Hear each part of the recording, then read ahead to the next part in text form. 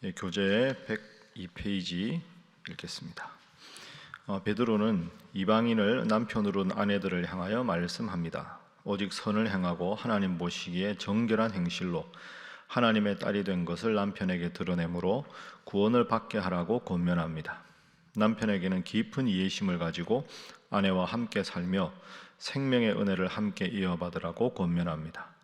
또한 그리스도 안에서 남편과 아내가 동등하며 서로 존중하지 않으면 기도는 막히게 되고 힘을 잃게 된다는 것을 알려줍니다. 이어서 어떻게 그리스도인들이 서로 대하며 이방 환경에 대하여 처신해야 하는지를 말씀합니다. 사람들의 위협을 두려워하지 말고 오히려 그리스도께 속해 있음을 깊이 믿으며 그 사실을 언제든 이야기할 수 있도록 해야 합니다. 예수님은 우리의 모든 죄에 대해서 죽으셨고 부활하셔서 하나님 우편에서 우리를 구원하십니다. 계속해서 사도 베드로가 우리 신앙인들의 일상적인 삶에서 중요하게 여겨야 될 믿음의 덕목들을 계속 이야기하고 있습니다. 특별히 오늘 앞부분은 가정생활에 대한 내용을 주로 다룹니다. 자, 1절 말씀 우리 다 함께 읽어봅니다. 자, 시작. 아내들아 이와 같이 자기 남편에게 순종하라. 이는 혹 말씀을 순종하지 않는 자라도 말로 말미암지 않고 그 안에 행실로 말미암아 구원을 받게 하려 함이니. 아멘. 1절의 주어는 아내들아 이렇게 시작합니다. 아내들아 남편에게 순종하라. 자, 아내들에게만 이런 명령과 권유를 한 것이 아닙니다. 7절 말씀 보시겠습니다. 자, 7절 함께 읽습니다. 시작. 남편들아 이와 같이 지식을 따라 너희 아내와 동거하고 그를 더 연약한 그릇이요 또 생명의 은혜를 함께 이어받을 자로 알아 귀히 여기라. 이는 너희 기도가 막히지 아니하게 하려 함이라. 아멘. 첫 번째 기도 제목은 남편과 아내가 서로 존중하며 사랑하게 하소서 하는 것입니다. 남편과 아내가 서로 존중하며 사랑하는 것. 또 여러분의 자녀들 중에 출가한 자녀가 있으면 그런 부부관계가 되게 해달라고 기도하셔야 합니다. 1절에 보면 아내들아 남편에게 순종하라 이런 말씀이 있습니다. 근데 이것만 있는 게 아니고 우리가 방금 확인했지만 7절에 보면 남편들아 아내와 동거하고 아내를 더 연약한 그릇이요 생명의 은혜를 함께 이어받을 자로 알아 귀히 여기라. 남편들에게 아내는 순종하고 남편들은 아내들을 귀하게 여겨라. 그러니까 이게 서로 상호관계입니다. 그러니까 성경은 아무래도 성경의 기자들이 주로 남자 사도이기 때문에 때로는 남성 중심적으로 기술된 건 있지만 성경은 기본적으로 남녀가 하나님 앞에 차별 없이 평등하고 누구나 구원받을 수 있고 부부관계도 남편과 아내가 서로 존중하고 사랑하고 순종하고 귀히 여기는 것, 이게 성경의 기본적인 정신입니다. 사실은 이게 기독교의 아주 중요한 특성입니다. 그죠? 우리가 구원받을 때 남자냐 여자냐 지위가 높으냐 낮으냐 계급이 무엇이냐 이거 아무런 관계가 없지 않습니까? 그 성경은 항상 부부가 서로를 사랑하고 존중하는 관계를 가져야 한다. 흔히들 우리 한국은 아주 남성 중심이다. 그게 유교 탓이다. 그래서 교회에서도 보면 여성 성도가 훨씬 많은데 교회 중직자들은 남성이 주로 하는 경우가 많습니다. 그게 옳았다 틀렸다 하기 전에 문화적으로 그런 문화가 된 것이 바람직한 문화는 아닙니다. 저는 우리 교회 남성 장로님들 잘 하시지만 여성 장로님들이 앞으로 더 많이 나오는 것도 아주 훌륭한 일이라고 생각합니다. 모든 일에 남자라고 해서 하고 여자라고 해서 뒤에 빠져 있고 같은 조건이면 그 일을 잘할 수 있는 분이 하면 좋은데 모든 것의 대표는 남자가 돼야 된다. 이런 것도 또 다른 편견일 수 있습니다. 그렇게 말하면 다 그게 유교 탓이다. 이렇게 말하는데요. 제가 전공자 입장에서 말씀드리면 유교는 남존여비가 아닙니다. 학문적으로 따지면 유교가 타락하면서 남성 중심으로 변질된 겁니다. 여러분, 부부 유별이지요. 부부는 서로 구별된다 하는 것이 부부 유차가 아닙니다. 부부가 서로 차별해야 된다가 아니죠. 우리가 보통 남자 여자 결혼하면 조선시대 유교 말하면 삼종지도라는 게 있다. 결혼하기 전에는 아버지를 따르고, 결혼하면 남편을 따르고, 남편 돌아가시고 나서 큰아들 장남을 따르고, 이게 삼종지도 하면서 남자의 뒤에 따라가는 것이 무조건 여자다 이렇게 말하는데요. 그리고 칠거지약이 있다. 부인을 7가지 이유로 쫓아낼 수 있다, 이런 게 있는데, 칠거지약만 있는 게 아니라 삼불거도 있습니다. 3가지 절대로 부인을 쫓아내서는 안 되는 경우, 그걸 삼불거라고 하거든요. 그 조선시대 아주 중요한 겁니다. 삼불거 들어보셨습니까? 우리는 흔히 말하면 칠거지약만 말하는데 그게 아닙니다. 삼불거는 뭐냐? 이런 경우에는 절대 아내를 쫓아내서는 안 된다. 첫 번째, 시부모의 3년상을 함께 지낸 아내는 절대로 쫓아내서는 안 된다. 어떤 이유라도.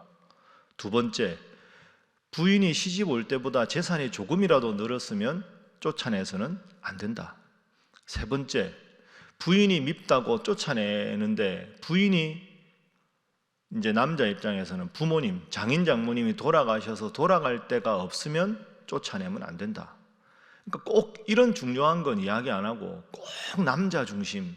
근데 여러분, 성경은 부인이 아내를 사랑하고 남편이 아내를 사랑하고, 그게 성경의 바람직한 모습입니다. 1절뿐 아니라 7절도 함께 있다. 꼭 기억하시고, 여러분, 가정이라고 하는 제도가 하나님이 최초로 세운 제도입니다. 그죠?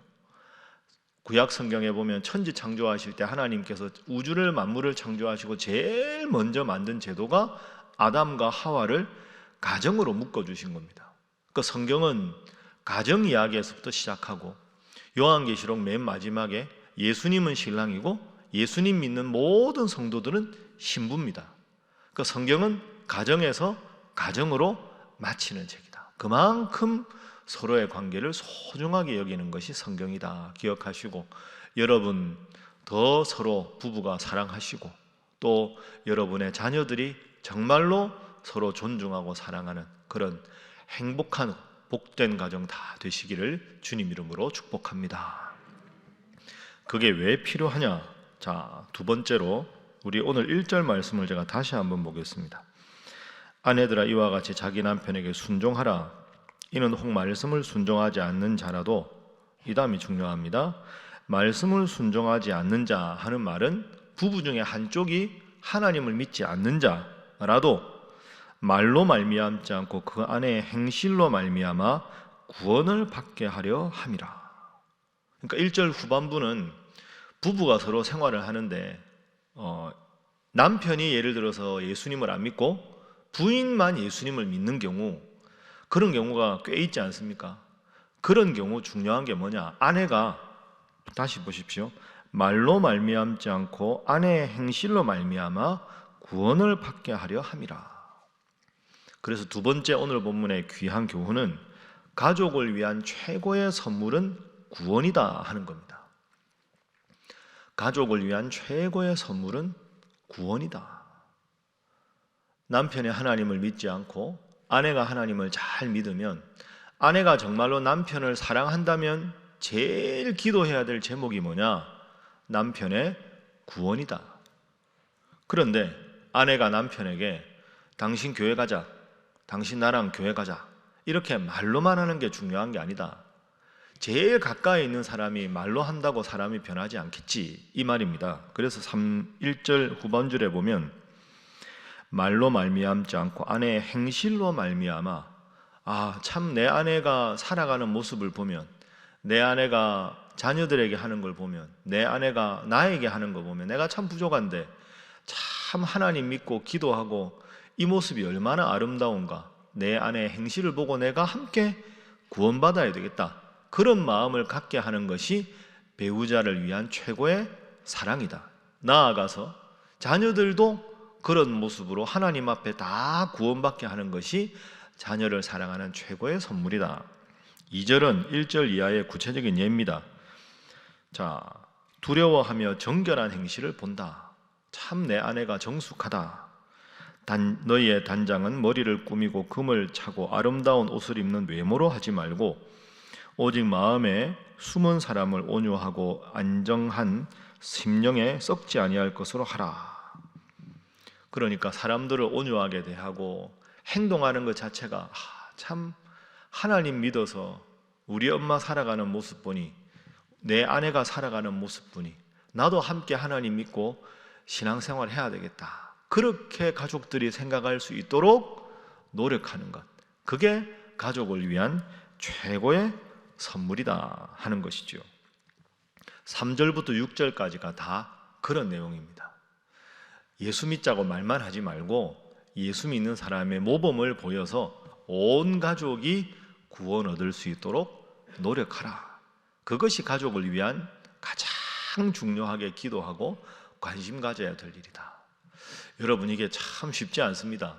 제일 가까운 사람을 전도하는 게 쉽지 않습니다. 하루아침에 안 되고 20년, 30년 걸릴지도 모릅니다. 그러나 하나님 앞에서 내가 정말로 사랑하는 가족들을 위한 최고의 선물은 짧은 이 삶이 아니라 저 영원한 천국에 함께 가서 행복하고 주님과 더불어 기쁨을 누리게 하는 것이라 생각하고, 여러분 힘들지만 가족들 구원을 위해서 끝없이 기도하고, 그래서 모두가 명절 아침에는 함께 가정 예배 드리고, 기쁜 일이 있을 때도 하나님 앞에 먼저 감사하고, 힘든 일이 있을 때도 머리에 손 얹고 기도할 수 있는 여러분 가정 다 되시기를 주님 이름으로 축복합니다. 여러분, 이게 참 중요한 이유가 이렇게 해야 가정이 편해집니다. 하나님을 잘 믿는 가정이 돼야 가정이 편해지죠. 이게 은근히 부담스럽거든요.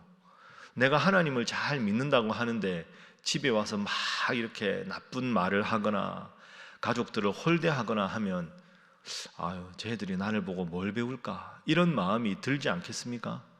그러니까 하나님을 잘 믿는 사람일수록 언어와 행동 습관에 조심해야 합니다. 저는 교회에서는 목사지만 집에 가서는 목사가 아니지요. 집에 가서는 아빠고 남편입니다.